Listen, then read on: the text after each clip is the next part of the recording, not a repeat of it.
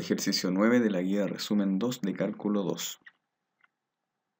En este ejercicio se entrega una función de ingreso que depende de los precios de X e Y, o mejor dicho, los precios X e Y que corresponden a dos productos diferentes. Entonces la función ingreso de X e Y menos 7x cuadrado menos 4y cuadrado más 2xy más 10x más 14y permite calcular el ingreso asociado a la fijación de los precios de un producto en X y del otro producto en Y. Dado que estos productos compiten entre sí, entonces se puede encontrar una combinación más eficiente de estos precios de tal manera que el ingreso sea el máximo posible. Dado que no existe una restricción de los precios, se entiende que el ejercicio se resuelve mediante derivadas de segundo orden, las segundas derivadas, y haciendo uso del delta para identificar si ese punto o puntos críticos corresponden a un mínimo o un máximo. Entonces el procedimiento es derivar la función respecto a x y respecto a y.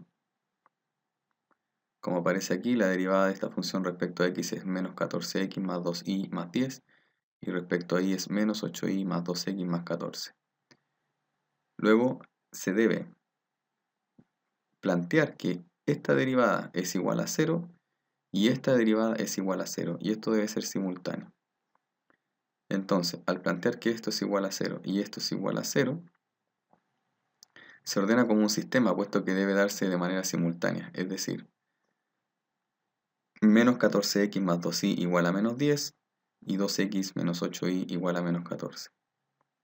El sistema debe estar ordenado en el formato en que primero son las x, luego las y en el otro lado un número solo.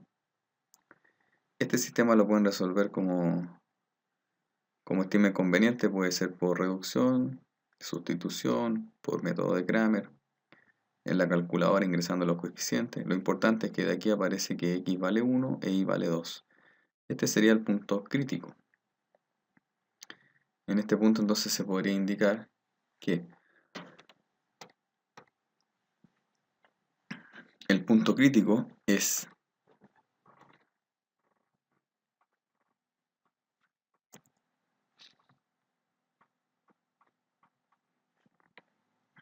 (1,2).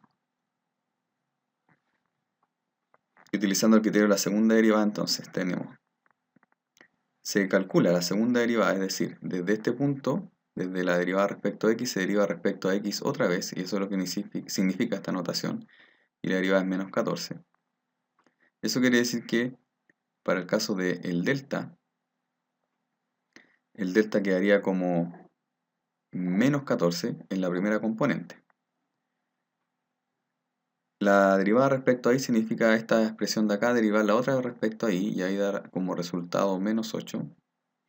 Y evaluada en el punto crítico es menos 8, puesto que son valores constantes. Y las derivadas cruzadas significa tomar ya sea la derivada respecto a y derivarla respecto a x, que da 2, o el resultado de la derivada respecto a y, y derivarlo respecto a y. Ambas se sugiere calcularlas de tal manera que si dan iguales, se entiende que el procedimiento está bien. Esto ordenado como el delta, como se vio en clases, quedaría la primera componente sería menos 14, en la segunda diagonal se verían el 2 y el 2, y en la última componente se vería el menos 8. Al desarrollarlo como determinante quedaría menos 14 por el menos 8 menos el 2 al cuadrado. Esto da 108. La conclusión es la siguiente. En este punto 1,2, el determinante, el delta, da 108, que importa que en realidad sea positivo.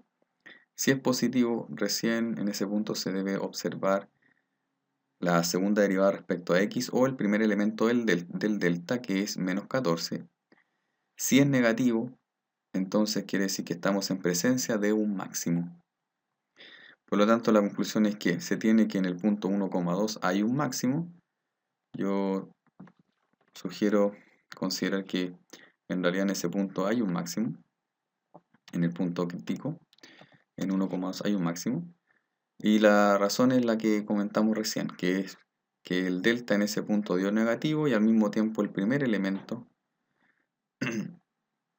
perdón, que el delta es positivo y que el primer elemento del determinante es negativo. Eso quiere decir que si se quisiera maximizar el ingreso con estos precios, debería elegirse entonces los valores de 1 y 2 respectivamente.